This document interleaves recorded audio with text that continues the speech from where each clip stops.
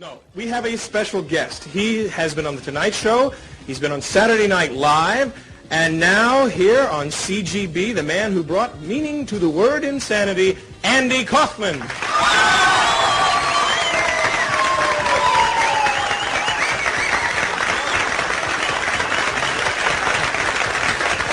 Yeah. Psychogenesis. Ever heard of that? Neither have I. As a matter of fact, there are very few people who have. So here to tell us a little bit more about it, this very startling subject, is the clinical psychologist from the Loretto Clinic in Chicago, Dr. Robert Zmuda.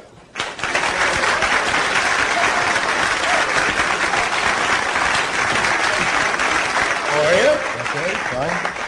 What is it? What is psychogenesis? Okay. Psychogenesis is probably not like you said, what is it? You've never heard of it. Nobody's ever heard of it, right? Until recently. This is a new scientific discovery that was discovered about 3 months ago. It's not even published in the scientific journals, so it'll probably be in Scientific America probably another 2 months, just a slow process of getting everything together. And it is probably in 6 months, a year from now, everybody in this room will know exactly what psychogenesis is. We'll know exactly what it is. That's all anybody will be talking about. But that's 6 months from now. How about that's today? That's 6 months from now. Very luckily, I'm here today to tell you about the breakthrough. Three and a half months ago in Chicago, after about 8 years of research through biofeedback machines, through very high frequencies radiation machines, they hit upon a very interesting discovery, the ramifications of which are totally mind-boggling. Way back, if you recall, way back in the space program when Neil Armstrong landed on the moon, everybody thought that was an incredible achievement. And then all of a sudden, about a week later, they cut back on the space program. They said that was it. They said that was it. Why did they say that was it? Well, what they didn't tell everybody, but the scientists, of course, knew, and within the next 6 months, everybody will know. At the same time that was happening, when Neil Armstrong was stepping on the moon, they were conducting experiments in the lunar module of the mating of white mice. It doesn't sound like a big, heavy experiment or anything. But in fact, what was happening when the white mice came...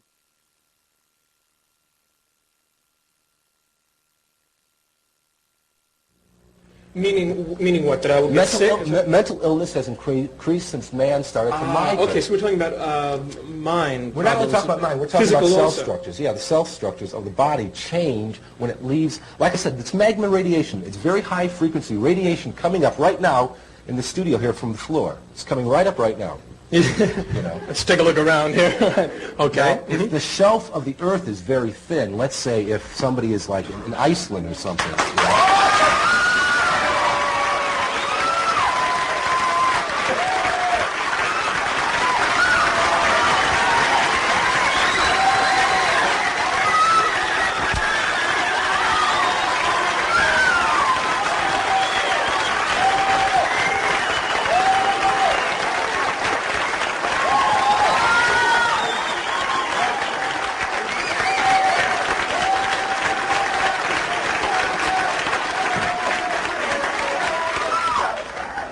I have the distinct feeling you two have met before. Do you know this gentleman? No. Do you believe what this gentleman is saying? We met a little while ago. We just said hello and shook hands. Aha. I wasn't really listening. I don't know. I was listening, but I was very confused. We will find out more later. Dr. Zmuda, thank you very much for being with us. Hold on. Should I move? Yes, Andy, come here and join me here. Okay.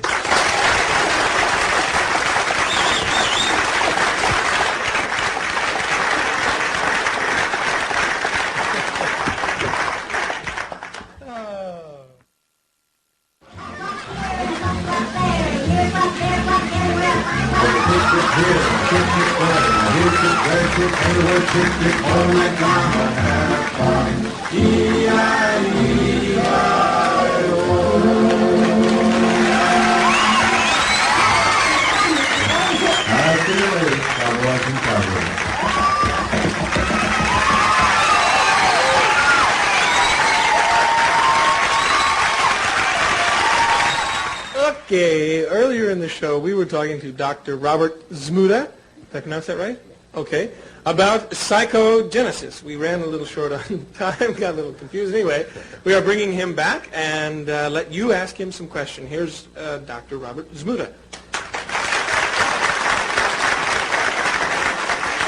When we left off, I was just finding out and being confused and everything. Why don't you recap what we were talking about? Okay, I'm trying to. I was trying to.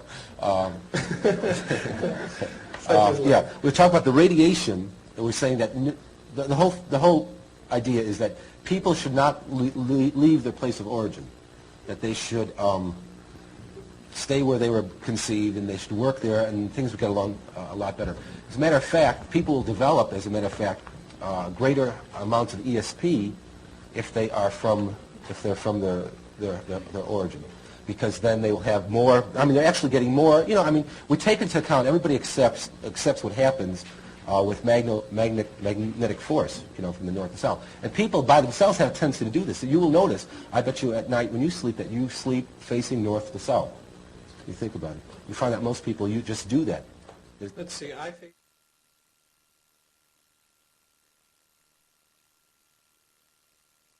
So all we're dealing with... Potassium ions. Yes. I remember that. Right. From biology. Yes. So the girl next to me, Mary. That's yeah. all I remember from...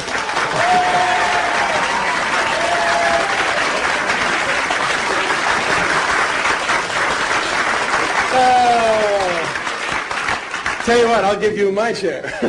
We're going to get another chair. Yes. This is called Three People Today. We will, yes? Hello? Mind if I come out and join you? No, you can talk to us about psychogenesis, right? Okay. I'm sure the audience has questions. Yes? Anybody in the audience have a question? You'd like to ask Andy? Yes, over here. Where was this question? Oh, behind me there. Here we go. Hold on. Why should he stay in the place where he's conceived her? Dr. Robert there, why should you stay in the place you're conceived? Well, are you asking Andy or me? No, you were asking Andy or Dr. Robert? No. Who are you asking? Doctor. The doctor. Thank you. What was the question? Why should you stay in the place you were conceived?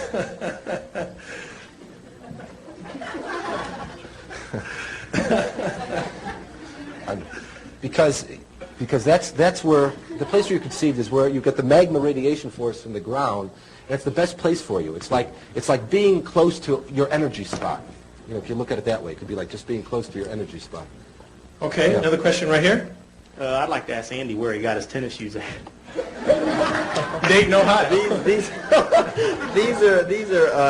These are from New York, and when I got them about, I think, 10 years ago. When I was it must have been like when I was either in college or high school. I don't remember, but I got it a long time ago, and I've worn with me for a long time. You know. Okay, question. My parents got it for me when I was growing up. Yeah. Yes, he says we should stay in a place where we're conceived at. What if you don't know where that is? Well, I was. There you go. What do you do if you don't know where you were conceived? Well, you should ask your parents, because they know, or they should. Yes. You'll do. Well, no, but you should ask them, because it's a very important question. What if they're dead? You can't ask. Well, then you have to make a rough estimate, you know, if you can make it sure they know. Okay, I picked Columbus. You don't have to find the exact place. Like if you're a 100-mile radius, you're in pretty good shape. Oh, okay. There's another question behind here. Hold Do on. you think that I would be more creative if I went back to the place I was conceived? I think you'd be more creative if you went backstage. Yes. I got a question for Andy Kaufman. Did the death of Elvis Presley hurt your act any? No. When Elvis, well, you see, it's just one thing that I do in my act, and at the time before he died, I was really going away from that direction anyway. When about a week after he died, audiences were demanding that I do it. So if anything, it helped that part of the act, because the audiences even like it better now. Do you do it more now? Now, it's a good part of the act. It's just like it always was. But his death made it more popular to do Elvis Presley, so now it's back in the act. It wasn't even in the act for a while before he died. Okay, question over there on the other side of the room. Andy, I've seen you raise people off of the floor on the stage, and I wonder if this is a supernatural power that you've developed through some that's like a strange magic trick. Martian I can't force. talk about that. You can't tell what it is. Could, Hold on. We got a question over here with the banana. could I Oh, say? yeah, Have you ever met Elvis? Yes, I did. Yes. 1969, when he first started in Las Vegas, to make his comeback. And about the 7th or 8th day that he was performing there. Excuse me, could I say something? Could I just say something? Because I think there was a little difficulty before. Yes. When you came out. It's probably not your fault. It's probably nobody's fault. Because I think you'll be able to finish your story. But I would just like to leave because I was under the impression that I was going to come out and talk about psychogenesis, and I'm not, putting down what you do or anything, but apparently. Well, we're having a good time. Just get into it. We're having a good time. I didn't come here to listen to like jokes or anything. We could get Old MacDonald had a farm. Why don't you sing Old MacDonald had a farm? as long as we point the farm north. But anyway, Well, I don't think it's funny because I did come out here and I was speaking very seriously about psychogenetics because maybe Mr. Kaufman doesn't know or the other people in this room don't know, but in fact it is it's something that everybody will be talking about 6 months, and if people are aware of it, maybe they can change their lives. And okay, but I don't like. to do with Now, that. I was I told. didn't know Wait, what you I'd were like to talking say that about. because I was told by this young lady I didn't know here what you were talking that about. he I was was sent told to out. come out at a Yeah, certain time. and that's right. That you were part of this too. That you were told by I think the producer or something to come out. And I was talking at a time, and now everybody's getting a big laugh out of it, except me. And I would. Well, we have a question over here. Yes. No, seriously, I would just like to be apologized. If I may speak, I would just like to be apologized to right now You have my apology. because I don't like coming out and what? We're sorry. Let's everybody say, I'm sorry. We're sorry. See, you got your apology. Okay. Now, as I was saying, I went to see Elvis Presley. It was the big thing in my life. I'd always, wanted to do this.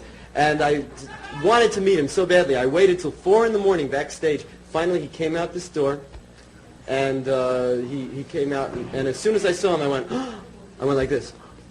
Wait, can you get that? Wait, because they won't know what I'm talking about. I went like this with my eyes. I went like this. I went. And he went like this. He went like this. And I said, hi. And he said, hi, how are you? I said, fine, how are you? Oh, fine. And we shook hands and we talked a little bit. We talked about different things we were doing. And then he said, well, I got to go now. And I said, well, thank you. Nice to meet you. He said, okay. And that was it. Now, wait a minute. We will find out here. We will talk to the people at home. Everybody at home, grab hold of your cube console, and we will settle this right here. We will ask you at home, who do you want to stay? Number 1, Andy Kaufman, or number 2, Dr. Robert Zamuda? When you see the flashing touch now sign, go ahead and touch now. I think that there's no doubt And about we will it. find out, and we will I conduct think the rest of the that's interview. unfair to do to Dr. Zamuda because if you put it to the vote, then I think everyone's going to want me to stay. So I think it's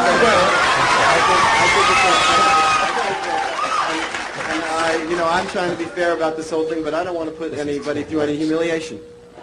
Okay? Well, I am not being humiliated. Could I say one thing because everybody's talking and the kids come here dancing. First of all, I was told by producer that I would be able to talk longer than I was before I was rudely interrupted. No, wait a second. Before I was rude. Now, of course, people in this room. Could I say something, please? Because people in this room, you got a bunch of young kids here, and who've seen this guy on TV do it. So of course they're going to say there. I think the people. I think the people at home. Okay, our results are in. 68% of our audience at home has chosen I Mr. think the Andy people at Kaufman. home Dr. that want to Zamuda, hear. if you'll come Will back you let me talk? Saturday. You let them talk. Get your hands off me. Don't you let it shoot me. Why don't you ever touch me? You don't ever touch me. Why don't you get your hands off me? Why don't you sit down? Don't you ever touch Don't touch me then. Don't ever touch Then me. don't touch me. Then get your hands off me. Have you ever had the feeling Then you get lost your hands control off me. about an hour ago? Get your hands off me.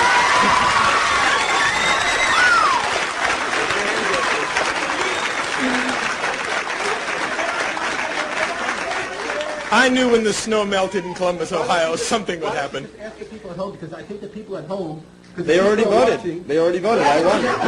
I won. Could I please get the camera on me? I'm not going to get... Camera 2 right there. Camera 2, the one with the little light on right there. Okay. Okay, with our last couple of minutes, Andy's going to play the conga drums. Yes. Andy, play the conga drums.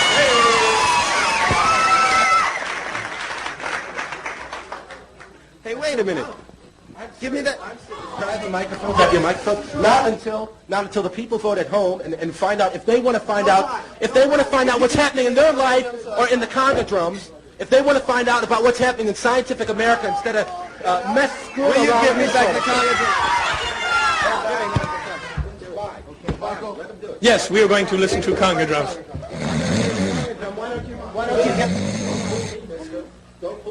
Why don't you get off? Why don't you go off? Andy, we don't want to. I don't want to.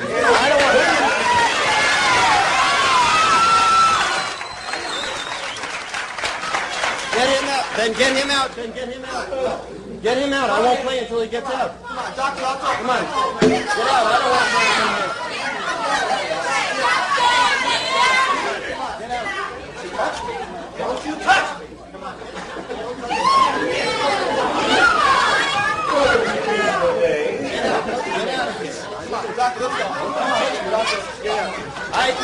I think that you are a phony. You are not a doctor. That man is not a doctor. Why would a doctor act like that? Why would a doctor do things like that? He's not a doctor. I don't think that man. Get up.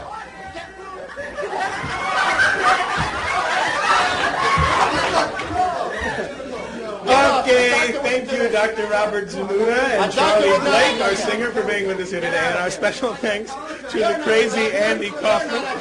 Tomorrow's Mr. Cube Sumer. Perhaps we will have a fight on the show, but definitely music and more wacky guests.